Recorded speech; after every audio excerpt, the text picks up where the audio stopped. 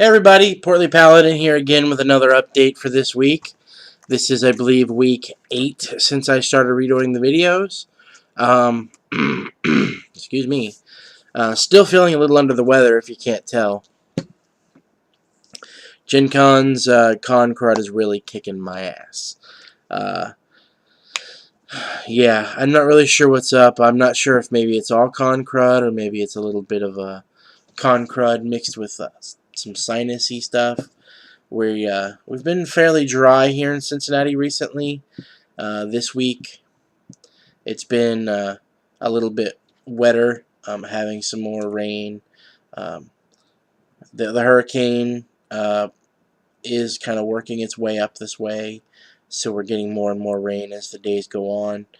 We're supposed to pretty much get rain all weekend, which is great because we have been having a bit of a drought, so that's fine. But it's playing havoc with my sinuses. So if I sound weird, that's why, and I apologize.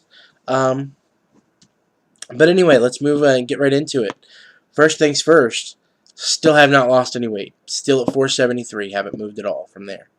Um, it's both good and bad. I mean, I haven't gone up, but I haven't gone down.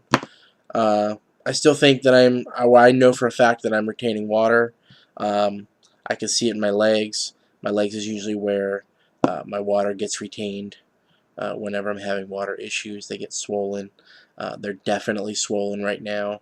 The calves, especially. A good way, if you've never paid attention to this at all, to gauge if you're holding water. Two things.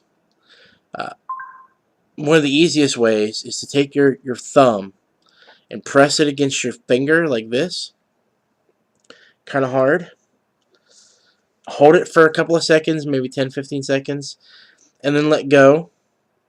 If you notice, whenever you do something like that, when you press it, it kind of looks whitish, if that makes sense. And when you let go, see how quickly it bounces back to being, the normal standard color. If it takes a little while, a little while meaning more than maybe a split second, you're probably retaining water. You could do the same thing in the area where you normally retain water, and it's usually a bit more pronounced, like for example, on my legs. If I hold my leg up and I press my thumb against my leg and then let go, it usually takes a couple of seconds for the color to come back. It's a good way to kind of gauge if you are retaining water, and I currently am. So I think that's a big problem with me. My sodium intake is not the greatest. Like I was saying last week, I had been eating a lot of salt.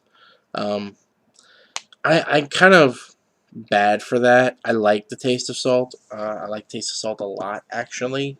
Um, and a lot of the things that I do like to eat and snack on, I prefer with a good amount of salt. I think the biggest issue last week was that for the first time all summer, I was actually able to get my hands on fresh from the garden tomatoes, which I love. I love them so much. They're so good. There a couple of years ago, a place I used to work at, um, when I used to work sort of a mid shift where I would go into work around noon, and there was a stand that I would pass on my way to work that would sell farm fresh produce.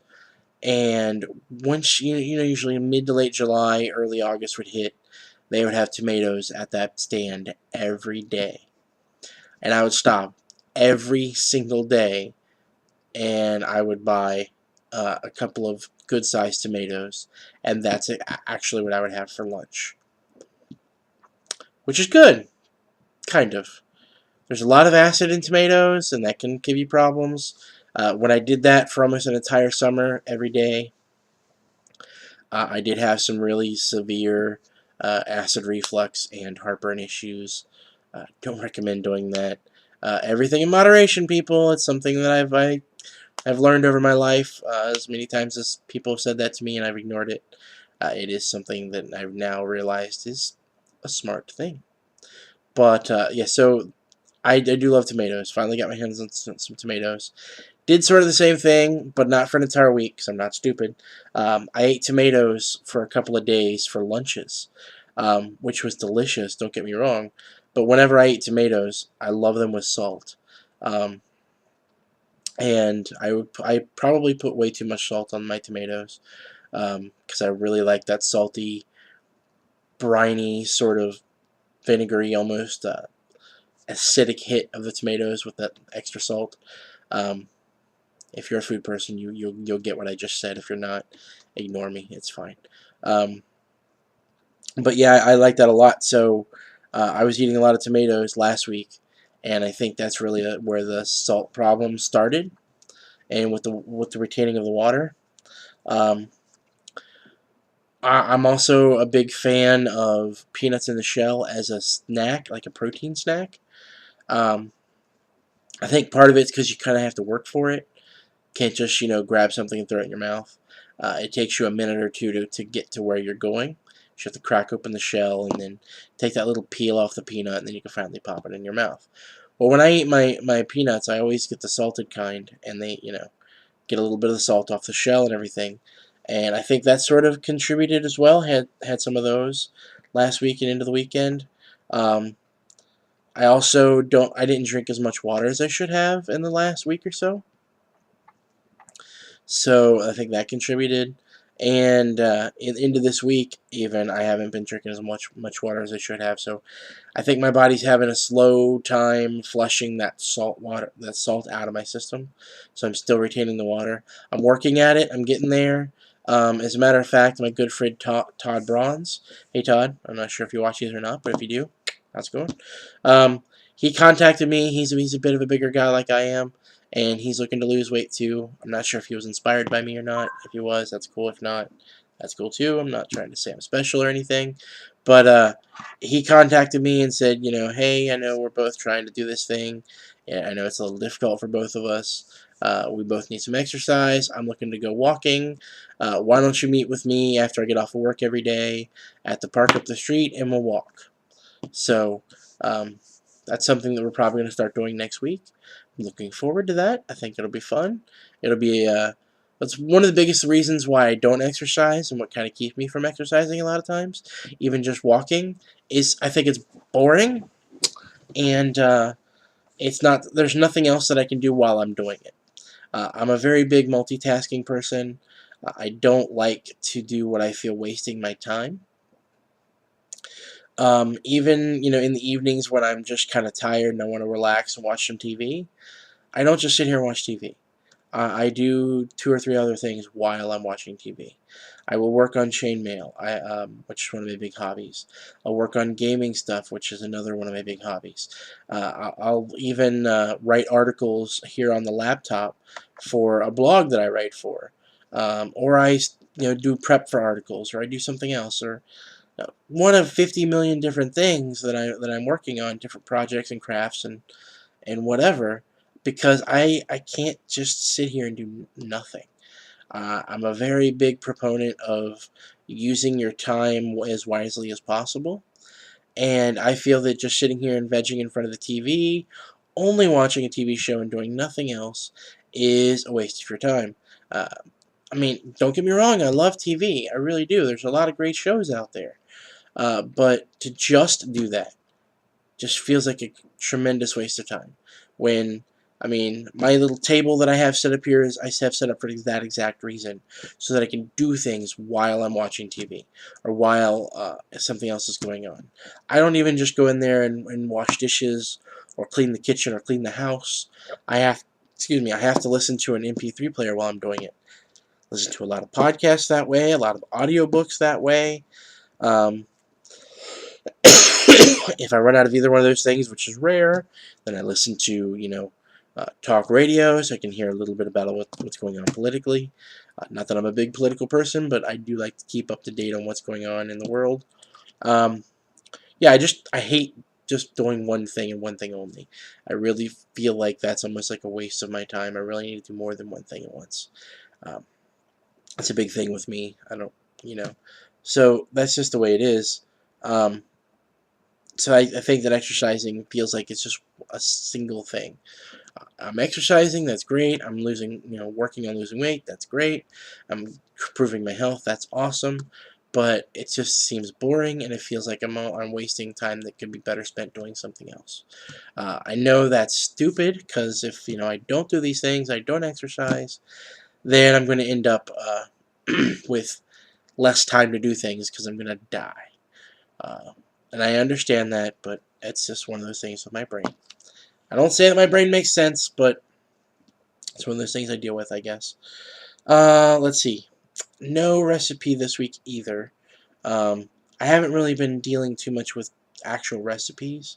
I've been more sort of doing a technique sort of thing, because I find that easier than actually trying to follow a recipe, and I don't like following recipes. I like kind of making up my own thing. Excuse me. So yeah, trying to think of a technique that I can give you this week that I haven't discussed yet already. Trying to think of a few things. I talked about soups last week, which I'm doing again this week. I'm eating that for lunch. I've already talked about the multiple meals thing that my wife and I are doing, which we're still doing and it's still working well. Trying to think of what else here. I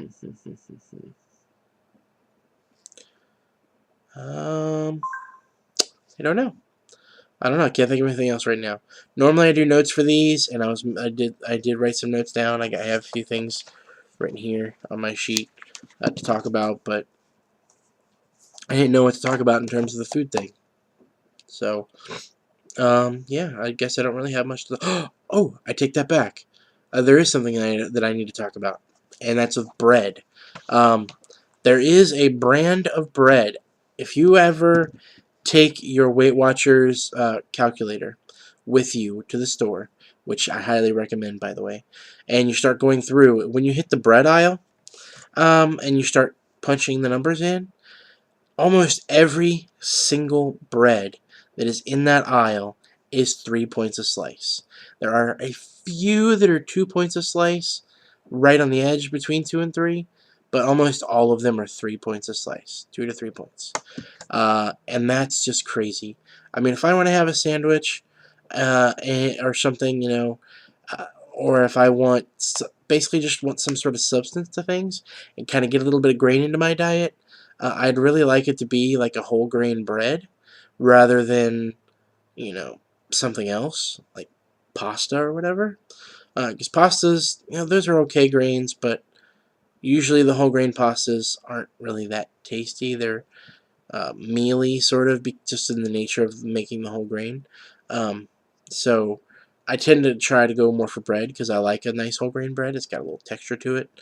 Um, so if I want to try to go for bread, I don't want it to be a ridiculous number of points. Sandwiches are way high in points if you use the wrong bread. You'll have 6 points just in bread instead of 2 points if you use the wrong bread. There's a lot of sugar that's sort of hidden in bread that I think some people don't realize, between sugar and high fructose corn syrup and things like that. Let me see if I can. There's bread right behind me here, so bear with me. I might be able to reach it. Here it is, right here. This is the brand that I found. It's called Healthy Life. You can see it here. It's only 35 calories per slice. It has an excellent source of high fiber, reduced calories, low fat, no trans fat, 99% fat-free, saturated fat-free, cholesterol-free, no high fructose corn syrup. It's the reduced sodium original dieter's dream, as it says here. If we kind of glance back here at the back to some of these nutritional information, a standard slice of bread is normally 50 calories, half a gram of fat, 100 milligrams of sodium, 9 grams of carbs, a gram of dietary fiber, and 8 net carbs. Now, I don't really deal with carbs, so net carbs don't really matter, but if we bounce up here to this stuff here, a slice of this is 35 calories, 0 grams of fat, 80 milligrams of sodium, 8 grams of carbs, 3 grams of fiber, with 5 net grams of carbs. So, and then if we look again here on the nutritional information, for 2 slices, we have no fat, 150 milligrams of sodium, 16 grams of carbs, 5 grams of dietary fiber, only 2 grams of sugars. That's really kind of the big thing. The old bread that we used to get was a whole grain bread. It actually had 6 grams of sugar for 2 slices. 3 grams per slice. This is only 1 gram a slice. So that's huge different. Protein. A normal slice of bread has about 1 gram of protein. This actually has 2 grams of protein per slice. So that'll help you out a little bit there. Lots of great vitamins and things. This actually is not the one that we normally eat, my wife and I. They have a sugar-free version that's out there that uses Splenda. Now, I am not an artificial sweetener person at all. Anytime you put artificial sweetener in anything, I can almost immediately taste it, and I hate it. It tastes chemical to me. I don't like it, but the sugar-free version of this bread that's out there, you can't taste it. It doesn't taste like chemicals at all. It's really good stuff. Now, one thing I will warn you about that's a little bit different with this bread than most breads. The slices are slightly thinner. It's a little bit less soft than a normal bread. I think that might just be because of the whole grain. It might also be for other reasons. But for me, that's fine. I don't like a really soft bread. I'm not saying it's stale or anything. It's just a little bit kind of denser. But the one thing that really kind of caught me by surprise that took me a little bit to get used to is when you crack open this bag, it doesn't really smell like bread. It sort of smells weird. Can't really describe it. It sort of almost smells like a sort of chemical smell. But I know that sounds horrible because it's something you're going to eat.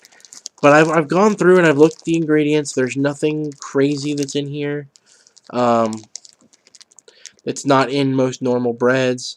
I mean, it's got whole grain, whole wheat flour, oat fiber, soy fiber, wheat gluten, yeast, brown sugar, molasses, salt. There are dough conditioners, and they list out the different dough conditioners. But every bread has dough conditioners. I think that sometimes they just don't list them as such. They list them as separate things. It has in here yeast nutrients and wheat starch, soy lecithin, pretty much everything that normal bread would have that you buy at the store. So I'm not really sure why it smells off, because it doesn't have any weird chemicals in here in it that's not in any other kind of bread. It just sort of smells a little weird, but it tastes good. I like it. It's much better than some of the other breads out there for you. So check it out.